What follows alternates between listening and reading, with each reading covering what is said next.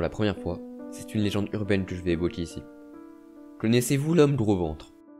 Son origine remonte à 1992. Un père de famille, excédé par ses 3 enfants qui ne voulaient pas aller se coucher, eut la génialissime idée de créer une histoire pour leur faire peur.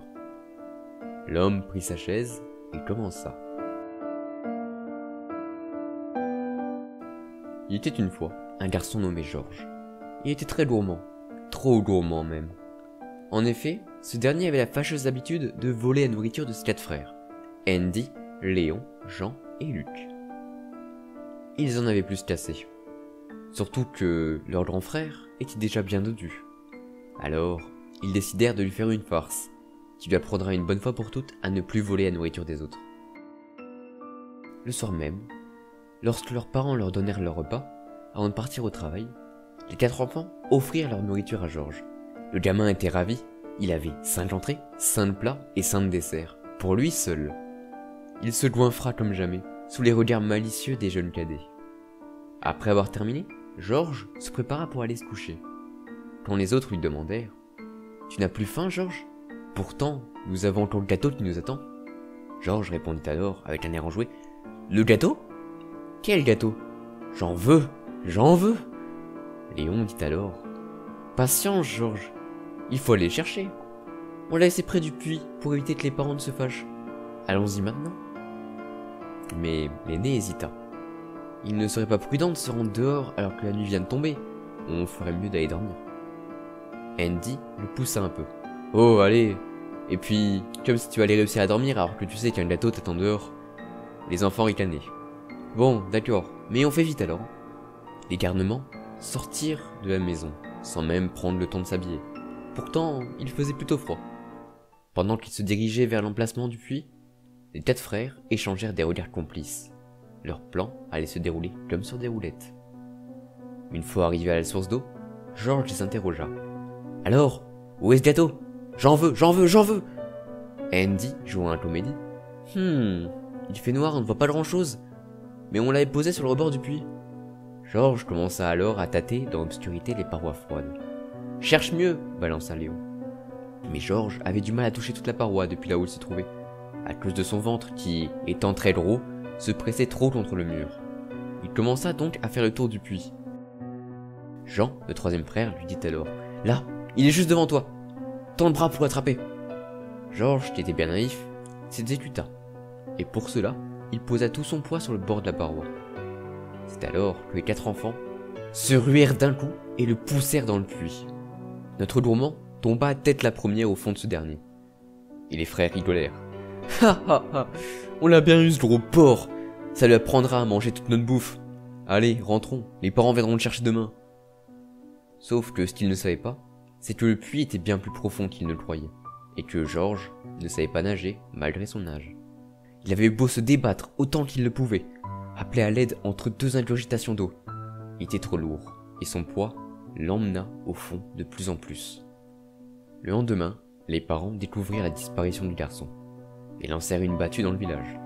Les jeunes frères ne leur dirent rien, supposant qu'ils le trouveraient seul et ne voulant pas être punis. Ce n'est qu'une semaine plus tard, en voulant remonter le seau du puits, qu'un villageois remarqua que quelque chose bloquait. Plusieurs personnes sont descendues voir avec des cordes, et la découverte leur glaça le sang. En remontant, ils ont tiré à l'aide d'une chaîne leur trouvaille. Un corps dont le visage était gonflé et totalement bleu. Le village fut horrifié de découvrir que c'était la carcasse de Georges. Et on raconte que depuis ce jour, Georges, sous une forme cadavérique adulte, vient chercher lui-même les enfants qui ne dorment pas, afin de les emmener avec lui au fond de l'eau.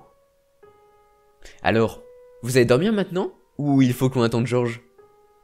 Cette histoire a tellement traumatisé les enfants du père de famille qu'un d'entre eux ne réussit pas à fermer l'œil de la nuit. Et le lendemain matin, quand le père alla les réveiller, à la place de l'un des 3, il ne trouva qu'une énorme flaque d'eau dans le lit et des traces de pas humides sur le parquet. Les 2 enfants racontèrent qu'une énorme masse difforme était venue chercher leur frère, et qu'en se débattant, ce dernier s'est accroché à sa chaise. Quand le père de famille partit à la recherche de son enfant disparu, on ne retrouva que cette fameuse chaise flottante sur l'eau d'une rivière. Le plus étrange dans cette histoire, c'est que de base, le père l'a inventé de toutes pièces. Et pourtant, des cas similaires se sont déclarés à d'autres endroits. Est-ce que son désir de faire dormir ses enfants aurait pris vie via son histoire? Je n'en sais rien, mais quoi qu'il en soit, faites attention à vos enfants la nuit, car s'ils ne dorment pas, il se pourrait bien que l'homme gros ventre les emmène avec lui dans les profondeurs.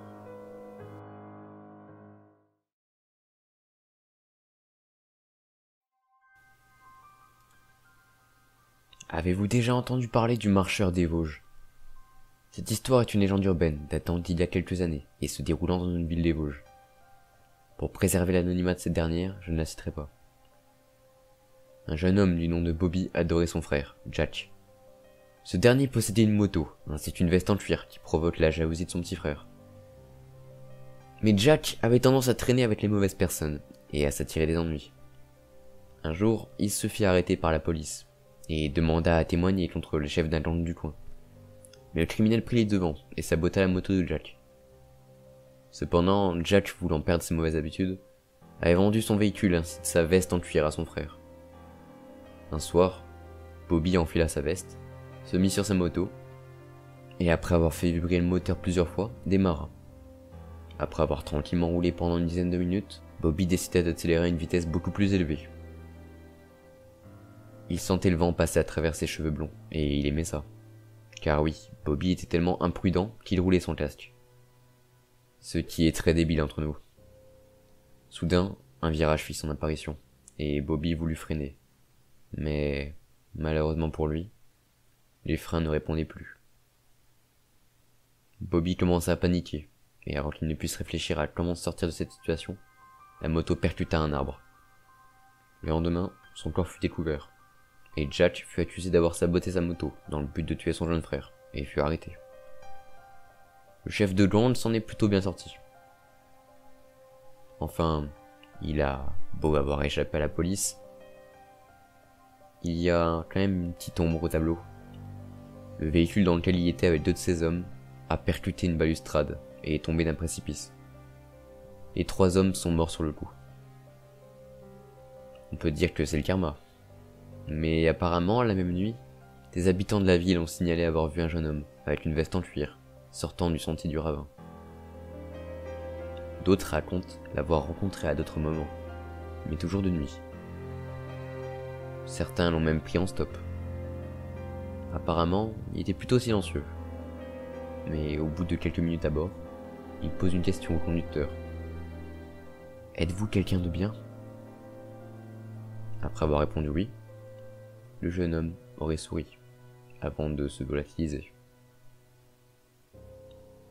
Il n'est question ici que de simples témoignages. Mais si cette apparition était bien le fantôme de Bobby, alors qu'arrive-t-il aux personnes le prenant en stop, qui se révèlent être des personnes mauvaises?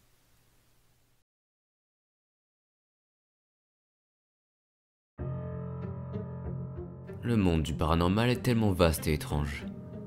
Il a beau être terrifiant, il est également très curieux et passionnant. Et grâce à mon poste au bureau, je peux me pencher plus précisément sur les phénomènes et apparitions étranges qui nous entourent. Certains lieux attirent ces événements, mais pas que. Si des conditions précises sont réunies, alors il se passe des choses défiant toute logique. Prenons par exemple le dossier du jour. Lorsque le froid règne et que la pénombre de la nuit englobe les habitations, il se peut qu'au coin d'une rue, une mélodie se fasse entendre et est accompagnée par des bruits de pas lents et de craquements étranges. Il y a des personnes qui ont été témoins de ce phénomène. Nous avons le témoignage de Daniel, 33 ans, et père d'une petite fille de 6 ans. D'après ce dernier, il se faisait assez tard, aux alentours de 23h30. Daniel et sa fille habitaient un quartier très tranquille d'une petite ville à l'ouest de la France. Le père vivait seul avec sa fille, sa femme étant décédée 2 ans plus tôt. Il s'apprêtait à couper la télévision et à aller se coucher lorsqu'il entendit une mélodie. N'ayant aucun rapport avec ce qui se passait à la télévision, il coupa le son pour voir d'où cela provenait. Un sentiment d'incompréhension monta en lui lorsqu'il se rendit compte que c'était de l'extérieur de la maison dont le bruit provenait. Comme je vous l'ai dit, son quartier était un quartier tranquille, et la probabilité qu'un groupe d'individus se balade avec de la musique à cette heure, ou qu'une voiture passait par là avec de la musique à fond, était proche de 0. Daniel se rapprocha de la fenêtre du salon, qui donnait directement sur l'avant de la maison, et la route la plus proche. À travers le rideau, il ne distingua rien. Mais la mélodie était toujours présente. Cependant, le plus bizarre, c'est qu'il n'arrivait pas à identifier les instruments qui étaient à l'origine de la mélodie. Même si ce n'était pas un professionnel de la musique, il connaissait de nombreux instruments, même des très peu connus. Mais la mélodie qu'il entendait semblait avoir été créée à l'aide d'objets qui n'étaient pas des instruments. Il leva le rideau pour essayer de voir si dans la pénombre de la nuit quelque chose se dissimulait. Cependant, il n'y avait rien. Le père ne comprenait pas. Et alors qu'il se tourna pour retourner à ses occupations, il vit sa fille, en pyjama, qui se dirigeait vers la porte d'entrée. L'homme gronda sa fille, qui n'avait pas à être debout à une heure aussi tardive.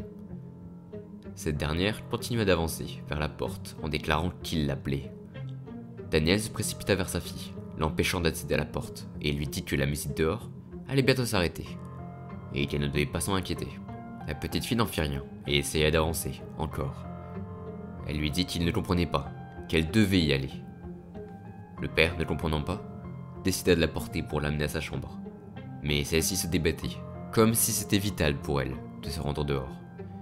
Ayant plus de force qu'elle, Daniel la mettait au lit, de force. Mais cette dernière se dirigea vers la porte, encore et encore. Alors, le père qui ne comprenait pas du tout ce qui se passait, et qui était agacé par la mélodie qui continuait, décida de fermer la porte de sa chambre à clé. Il prit son téléphone et appela la police pour tapage nocturne.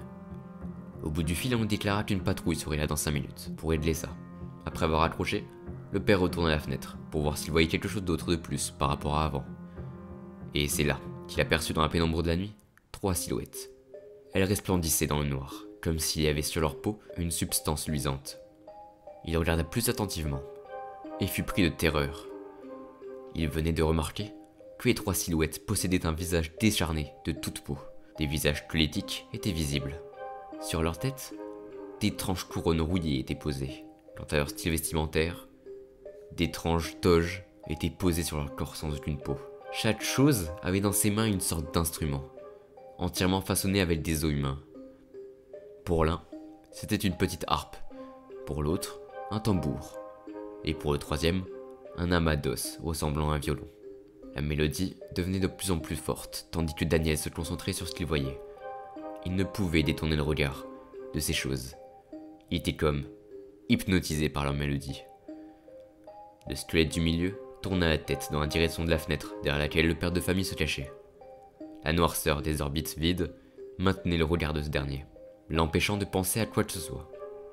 Des secondes s'écoulèrent, des minutes, des heures, des jours, à un moment qui parut à Daniel interminable. Il ne sait pas combien de temps il a passé à être comme ça, mais un mal de tête intense lui prenait de plus en plus. Une 4e silhouette vint s'ajouter au groupe, ce qui permit à l'homme de reprendre ses esprits.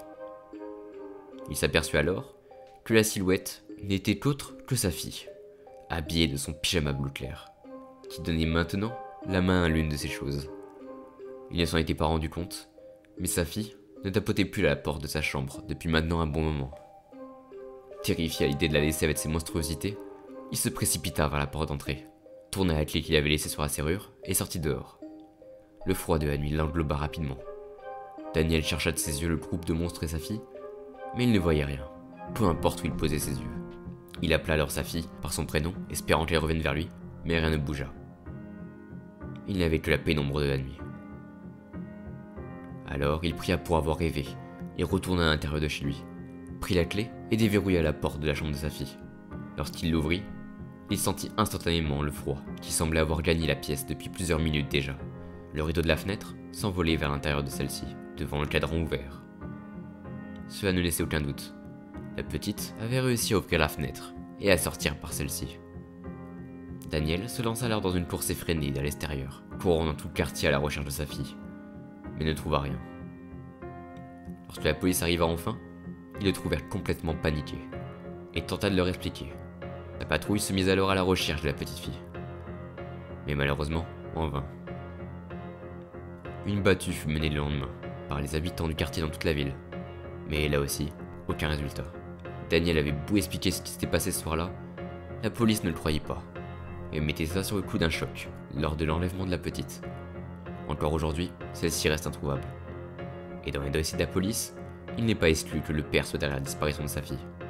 Ce même père qui, encore actuellement, continue sans relâche de rechercher sa fille. Des signalements concernant le même style de concert macabre ont été donnés dans différents pays, à différentes dates, c'est un phénomène complètement imprévisible et incontrôlable pour nous pour l'instant. Ces créatures semblent rechercher quelque chose. Elles parcourent les villes avec leur sinistre mélodie, emmenant sur leur passage les âmes sensibles à cette dernière. Mais quel est donc leur véritable but? Sont-ils à la recherche de quelqu'un? D'un événement spécial? Ou bien sont-ils voués à errer pour l'éternité, dans le monde entier, en transmettant leur horrible désespoir?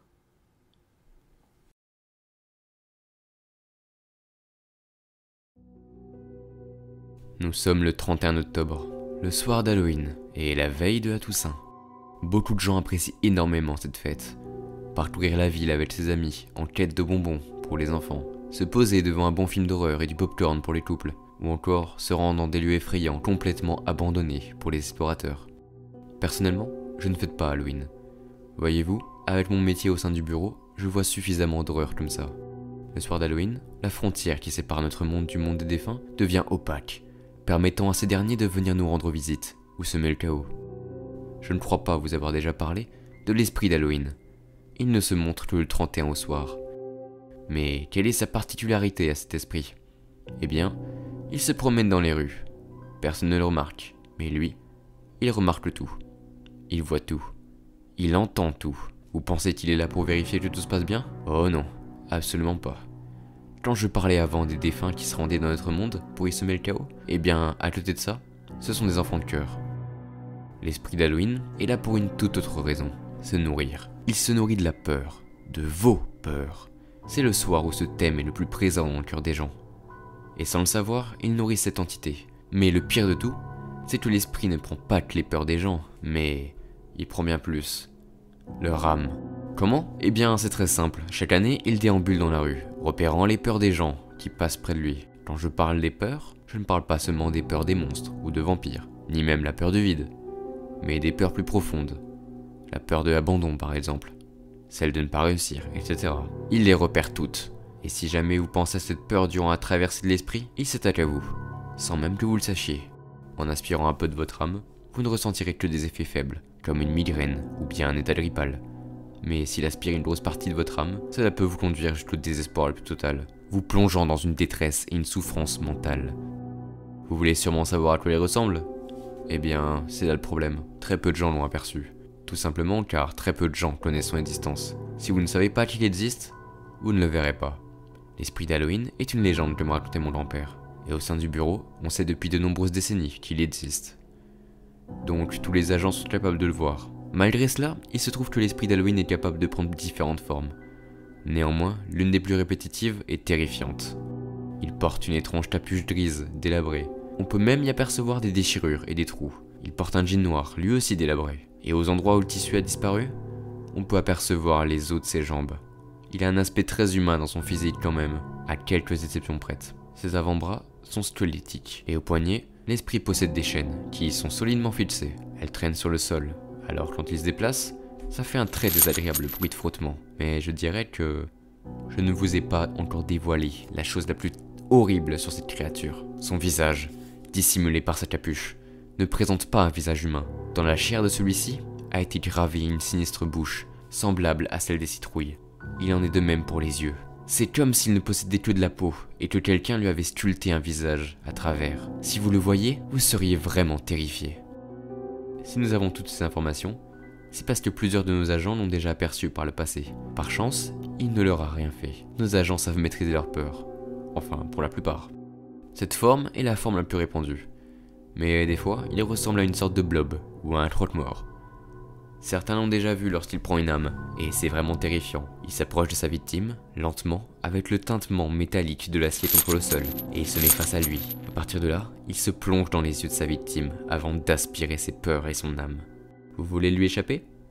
Eh bien, il existe une solution. Mais le soir d'Halloween, ce n'est pas dit que vous arriviez à la respecter. L'esprit d'Halloween fonctionne suivant un principe simple. Si vous n'invitez pas l'esprit à rentrer, il ne vient pas chez vous. Donc, tout simplement, n'ouvrez pas la porte, peu importe ce qu'il arrive. Si vous l'ouvrez à des enfants demandant des bonbons, il prendra ça comme une invitation, de même si c'est pour inclure un ami. Et si vous passez près de lui, il se jettera sur vous. Alors, faites bien attention si vous vous sentez migraineux à Halloween, car il se pourrait bien qu'une partie de votre âme se trouve déjà avec lui. Cependant, il y a une autre chose risquée avec la solution que je vous ai donnée. Lorsqu'on vient récupérer des bonbons, ne dit-on pas des bonbons ou un sort pour que l'on nous ouvre et qu'on nous offre des sucreries? Et si les répercussions pouvaient encore être pires? Enfin bon, ça, il s'agit d'une autre histoire.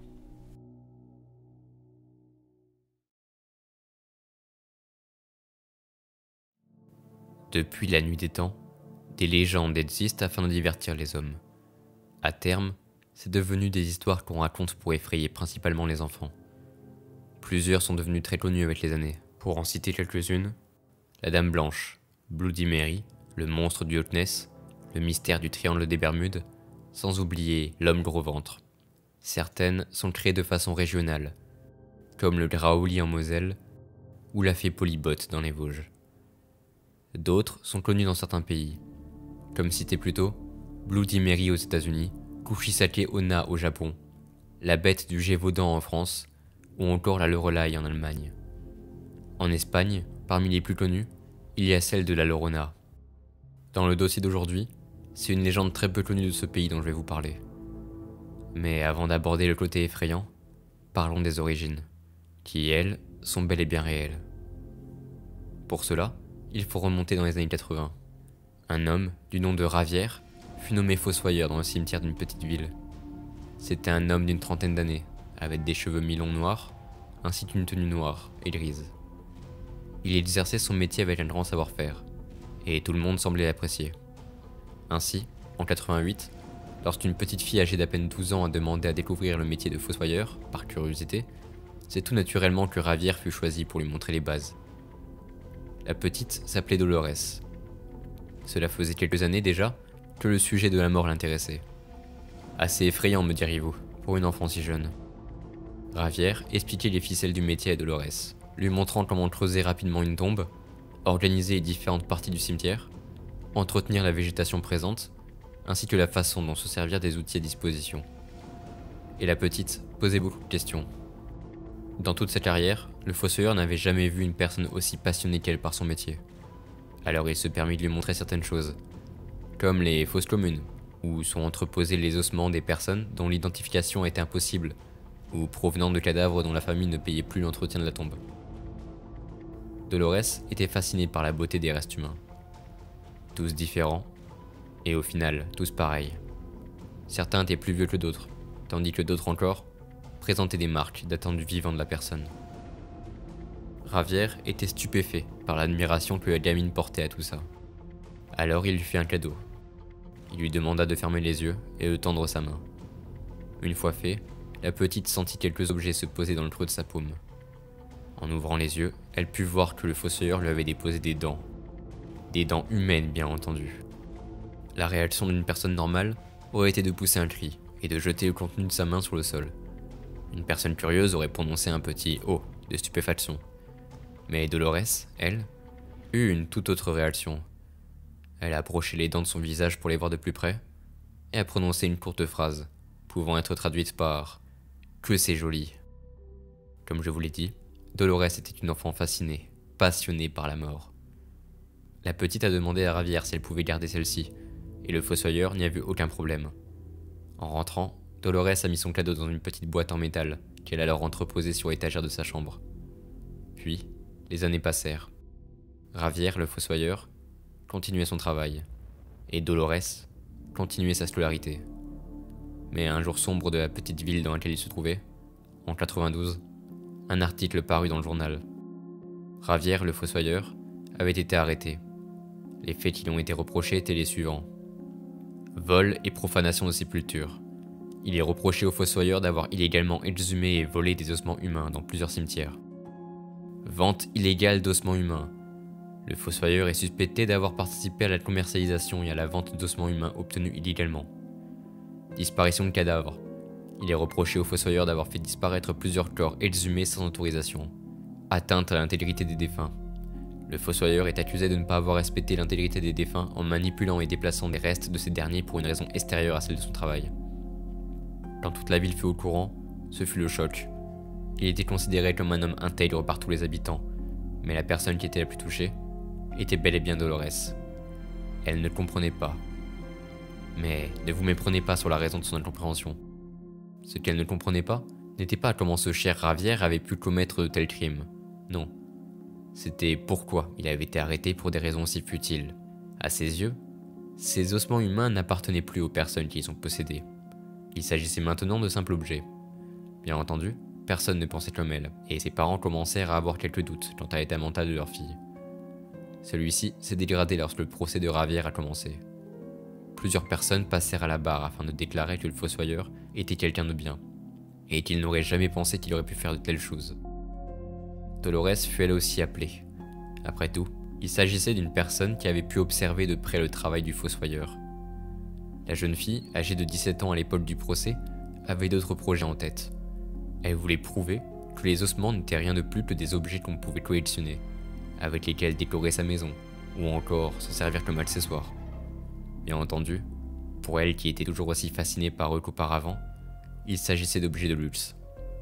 Alors elle a fait un tour au cimetière de la ville pour récupérer quelques objets, et avant de partir au tribunal pour témoigner, elle a ouvert la petite boîte en métal qui trônait sur son étagère depuis des années, et a vidé son contenu. Quand elle est arrivée au tribunal, les gens étaient horrifiés, le juge n'en revenait pas, et certains jurés se mirent à vomir. Ravière, depuis la place d'accusé qui lui était attribuée, était stupéfait. Dolores avait autour de son cou un collier de dents humaines. Dans ses mains, elle tenait 2 autres mains. Bien entendu, il n'y avait que les os. Le chapeau qu'elle portait avait été confectionné avec la base d'un crâne. Et à ses poignets, 2 bracelets, là aussi avec des dents humaines. Bien sûr, elle n'eut pas l'autorisation de témoigner, et fut arrêtée. Étant dès à présent accusée des mêmes chefs d'inculpation que le fossoyeur, elle a été considérée comme sa complice. Elle avait beau répéter encore et encore qu'elle ne faisait rien de mal, elle ne put échapper à la sentence. Pour le fossoyeur, les crimes qui lui ont été attribués furent tous prouvés, et il fut condamné à 12 ans de prison. Dolores, elle, fut condamnée à passer 1 an en centre de rééducation pour mineurs, étant, je le rappelle, âgée de 17 ans au moment des faits. En étant enfermée là-haut, elle avait l'obligation de suivre un psy, quant à la nature particulière de sa condamnation et des propos qu'elle a tenus. Dolores a très vite compris qu'elle devait avoir un état d'esprit qui s'apparentait à celui des personnes choquées par les ossements qu'elle portait au tribunal.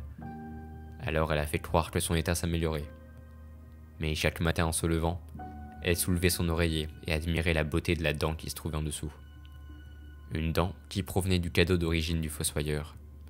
Car oui, en ayant été arrêtée, les ossements lui avaient été retirés. Cependant, elle avait réussi à en cacher une. Comment, allez-vous me dire? Eh bien, tout simplement, en remplaçant une de ses dents par celle-ci. Après tout, pour elle, les os à l'intérieur de son corps n'étaient que des objets qui pouvaient être retirés et remplacés sans souci. Il en était de même pour ses dents. Une fois que Dolores eut fini sa peine, elle quitta le centre de rééducation pour mineurs.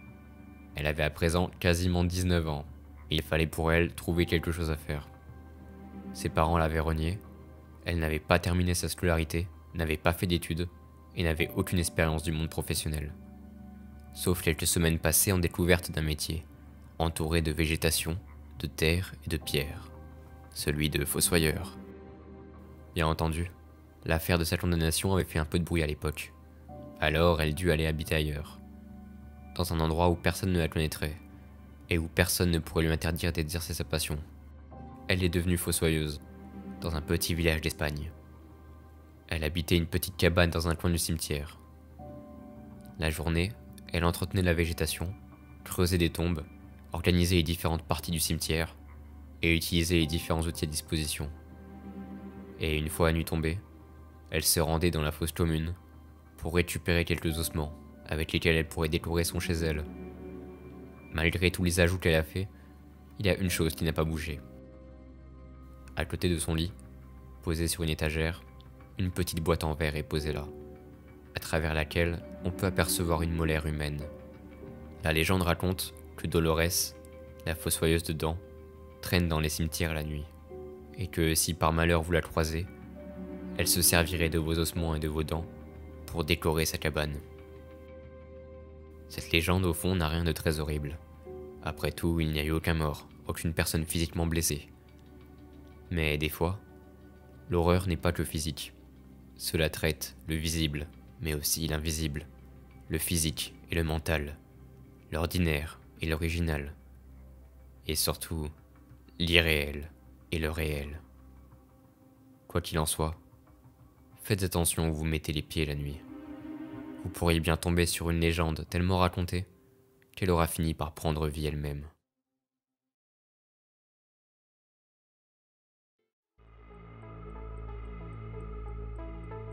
Sur Terre, de nombreux lieux restent inexplorés. Parmi eux, plusieurs îles, de nombreuses grottes, des montagnes, mais aussi des forêts.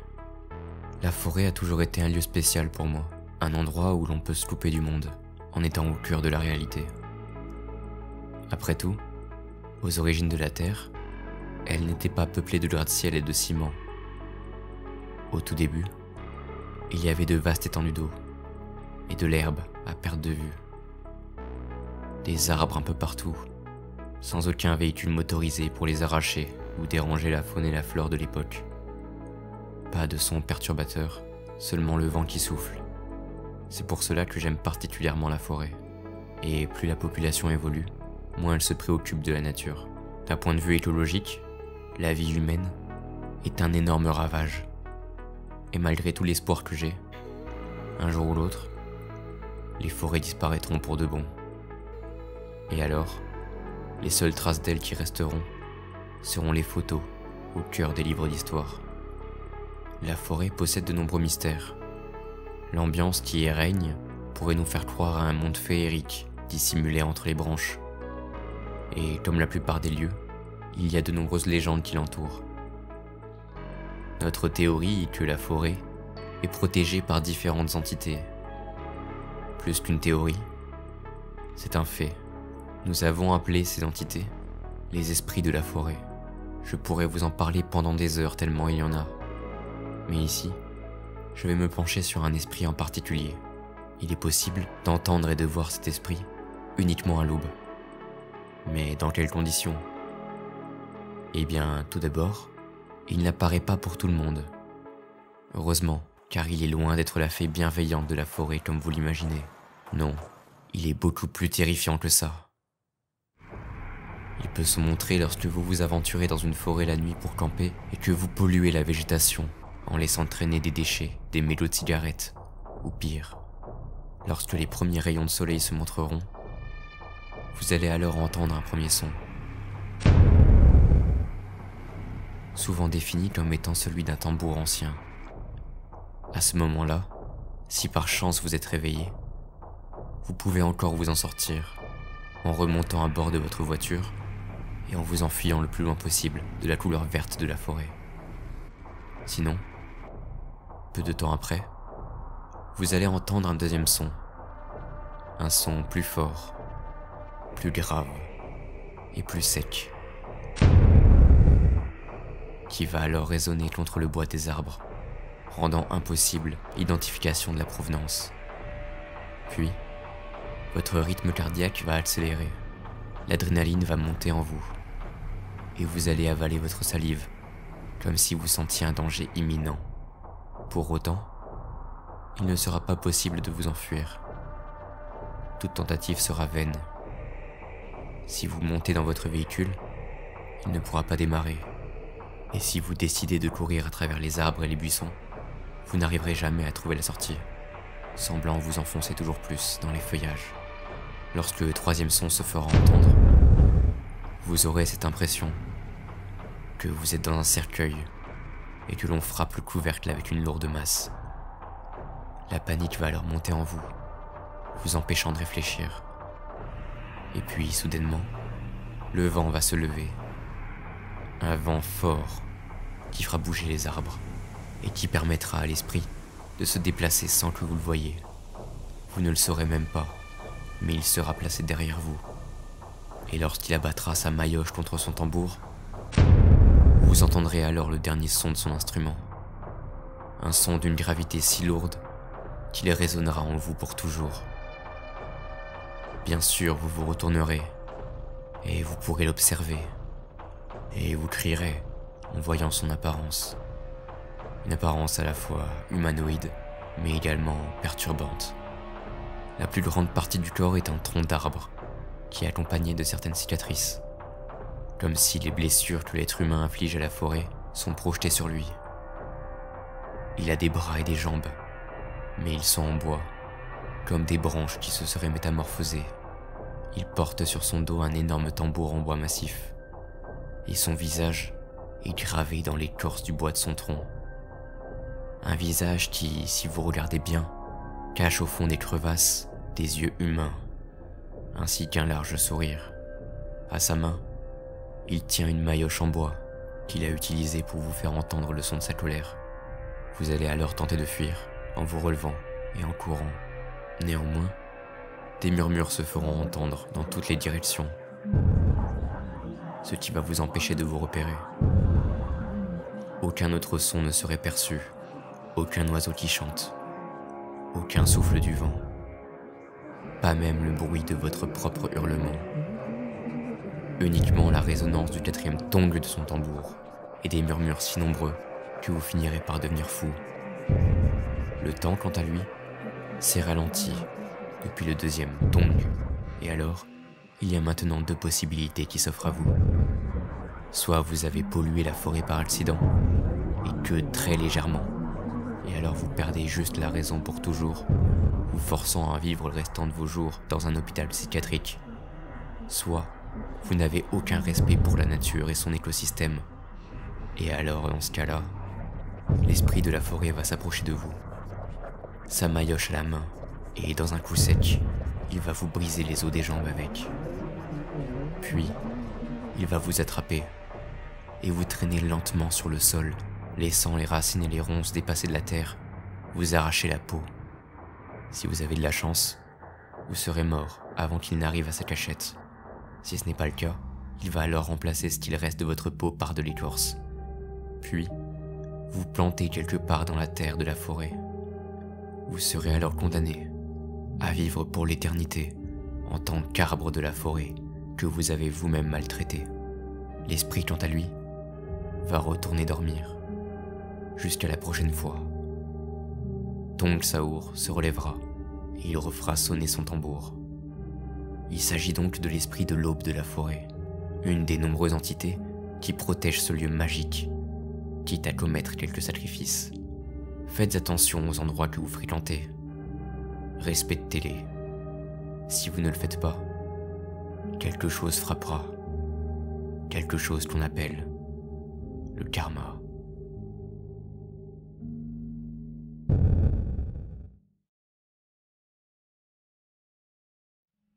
Les légendes urbaines. Ces histoires qui sont racontées depuis la nuit des temps, dans l'objectif de faire peur aux gens. Vous en connaissez sûrement plusieurs, peut-être même la plupart, si vous êtes amateur de frissons. Certaines, néanmoins, sont assez méconnues du public. Et pour cause, il vaut mieux ne pas trop en savoir, au risque d'être tenté de rencontrer certaines entités. Avez-vous déjà entendu parler de la légende du Mushroom Ghost, aussi appelé le fantôme champignon? Non, cela ne m'étonne pas. C'est une ancienne légende qui était beaucoup racontée par les chasseurs et les promeneurs. Ah, la chasse. Je ne comprendrai jamais cette pratique. Comment peut-on prendre du plaisir à tuer des animaux?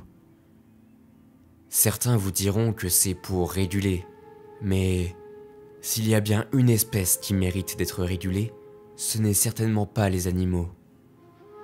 Après tout, ce ne sont pas eux qui causent du mal délibérément, par pure méchanceté. Enfin, je m'égare un peu du sujet principal. Pour en revenir au Mushroom Ghost, dans l'histoire de la légende, ce serait un promeneur qui se baladait en forêt. Il en profitait pour respirer l'air frais et cueillir des champignons. La forêt dans laquelle l'homme se promenait était assez grande, et la chasse y était souvent pratiquée. Soudain, il a entendu un son. Il s'est arrêté, à regarder autour de lui. Puis, un autre son, et une douleur vive au niveau des côtes lui parvint. Le promeneur baissa la tête, et il vit du sang sur ses vêtements. Le son était celui du fusil d'un chasseur qui avait confondu l'homme avec un animal. À ce moment de l'histoire, il y a deux variations qui changent suivant qui la raconte. Les chasseurs vous diront que l'homme a pris peur et qu'il s'est perdu dans la forêt avant de se retrouver dans une grotte. Les promeneurs vous diront que le chasseur, sachant parfaitement qu'il était en tort, aurait voulu finir le travail et qu'il aurait commencé à pourchasser l'homme. Cette histoire est une légende, alors j'imagine que chacun la raconte à sa sauce. Mais ce qui compte, c'est que l'homme était complètement désorienté avec le traumatisme de la balle, et il s'est perdu en forêt. Puis, il a trouvé une grotte dans laquelle il s'est réfugié pour échapper aux chasseurs, ou bien pour se reposer. Le promeneur avait du mal à respirer. Chaque souffle lui faisait mal. Il était à moitié allongé sur le sol de la grotte. Puis, il a entendu un son, celui d'une goutte d'eau qui tombait. Il a rassemblé ses forces et a vu qu'il y avait une source d'eau à moitié plongée dans la pénombre. Il s'en est approché et il a bu. Il avait très soif. En relevant la tête, des champignons étaient présents sur le rebord. Ils étaient plantés là, ce que l'homme a trouvé assez curieux. Ces champignons étaient d'une teinte violette, avec quelques cercles dessus, comme des taches. Il n'avait jamais vu de champignons comme cela. Alors, il en a pris un en main. En le décrochant, des spores ont été libérés. Des spores de plus en plus opaques, comme un nuage à travers lequel on ne verrait rien. L'homme s'est mis à tousser, encore et encore. Puis, il s'est écroulé. La grotte s'est remplie du nuage de spores violets. Quelques jours plus tard, un râle se fit entendre dans toute la forêt. Il provenait de la grotte. Des bruits très étranges étaient audibles aux alentours de celle-ci. Et puis, quelque chose en est sorti. Une créature provenant tout droit d'un film d'horreur. Elle devait faire 2 mètres de haut et posséder une carrure assez large, des bras et des jambes épaisses, ainsi qu'un visage à peine humain au centre du ventre. Une tête était présente en haut du tronc, ressemblant à un champignon, avec le chapeau qui allait avec. La créature était de couleur violette, avec des taches sur tout son corps. Elle semblait pas tout à fait visible, comme si elle était un peu transparente, fantomatique. Un râle plus puissant que les précédents fut poussé. Il a alors résonné dans l'entièreté de la région.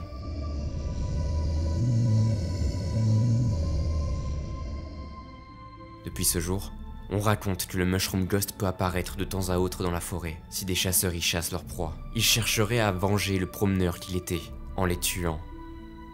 Cette légende invite les promeneurs à se méfier en forêt, et elle incite les chasseurs à faire attention lors de leur partie de chasse, pour ne pas provoquer la vengeance d'un être démoniaque. Est-ce que le Mushroom Ghost est réel? Pour ma part, je pense que beaucoup de légendes n'ont pas une once de vérité. Celle-ci, en revanche, si j'étais un simple citoyen, je dirais que je n'y crois pas. Mais, en tant qu'agent du bureau de l'étrange, j'ai d'autres informations sur tout ça. D'abord, ces champignons. On en a déjà entendu parler dans d'autres affaires. Ensuite, cela expliquerait pourquoi, dans de nombreuses forêts, des disparitions de chasseurs sont signalées. Enfin, j'aimerais un peu y croire. Tout simplement parce que je ne supporte pas la chasse. Il s'agit d'un avis personnel. Mais après tout, quand on passe son temps à traquer des animaux sans défense, il ne faut pas s'étonner de devenir la proie d'une créature dont le seul but est de vous éliminer.